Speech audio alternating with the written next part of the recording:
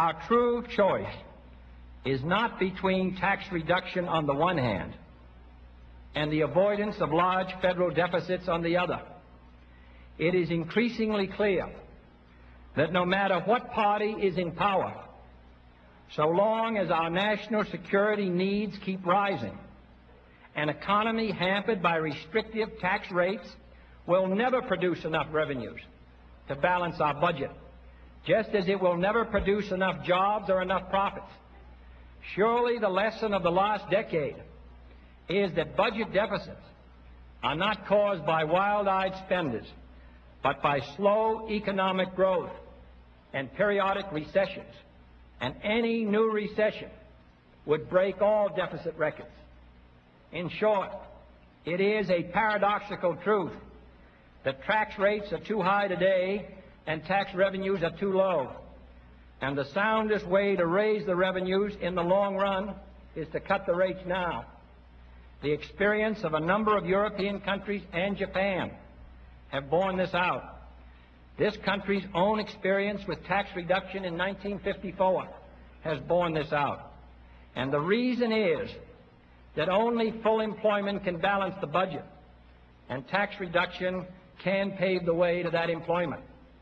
The purpose of cutting taxes now is not to incur a budget deficit, but to achieve the more prosperous, expanding economy which can bring a budget surplus. I repeat, our practical choice is not between a tax cut deficit and a budgetary surplus.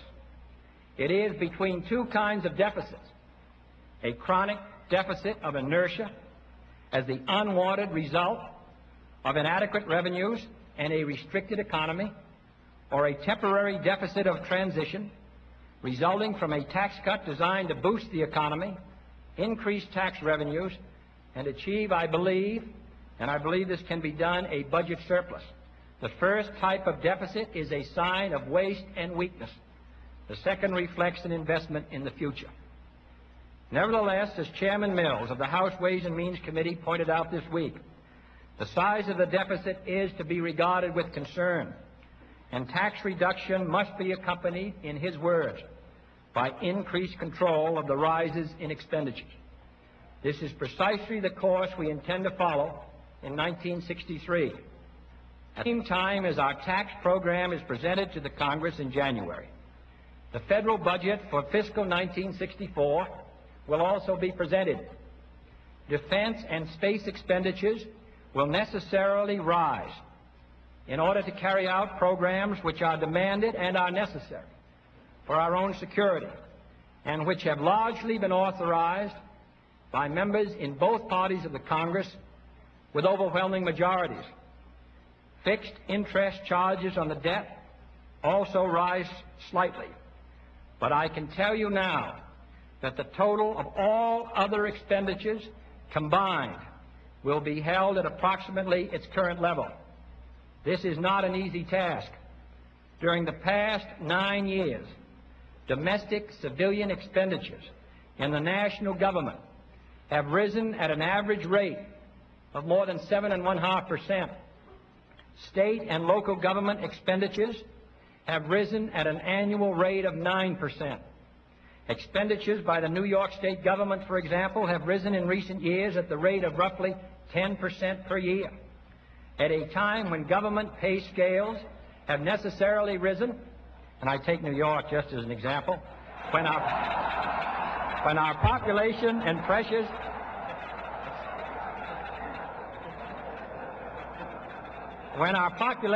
pressures are growing, and the demand for services and state aid is thus increasing, next year's federal budget, which will hold domestic outlays at their present level, will represent a genuine effort in expenditure control. This budget will reflect, among other economies, a $750 million reduction in the postal deficit. It will reflect a saving of over $300 million in the storage costs of surplus feed grain stocks. And as a result of the feed grain bill of 1961, we will have 2/3 less in storage than we would otherwise have had in January 1963. And a saving of at least $600 million from the cancellation of obsolete or unworkable weapons systems. Secretary McNamara is undertaking a cost reduction program expected to save $3 billion a year in the Department of Defense, cutting down on duplication and closing down non-essential installations. Other agencies must do the same.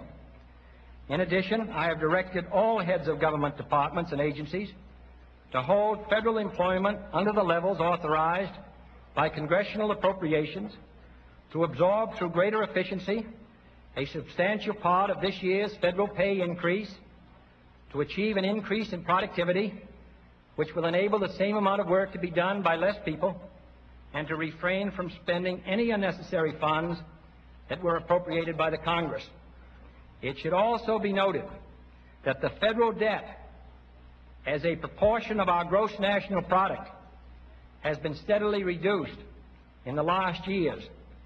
Last year, the total increase in the federal debt was 2%, compared to an 8% increase in the gross debt of state and local governments.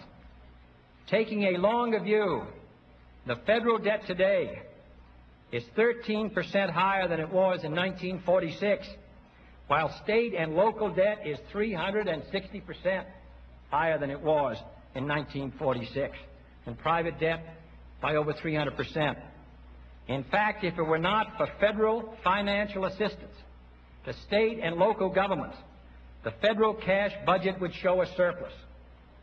Federal civilian employment, for example, is actually lower today than it was in 1952, while state and local government employment over the same period has increased 67%. It is this setting which makes federal tax reduction both possible and appropriate next year. I do not underestimate the obstacles which the Congress will face in enacting such legislation. No one will be satisfied. Everyone will have his own approach, his own bill, his own reductions. A high order of restraint and determination will be required if the possible is not to wait on the person.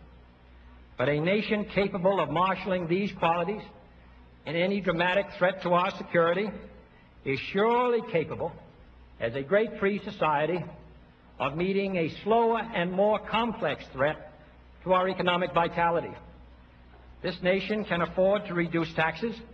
We can afford a temporary deficit, but we cannot afford to do nothing.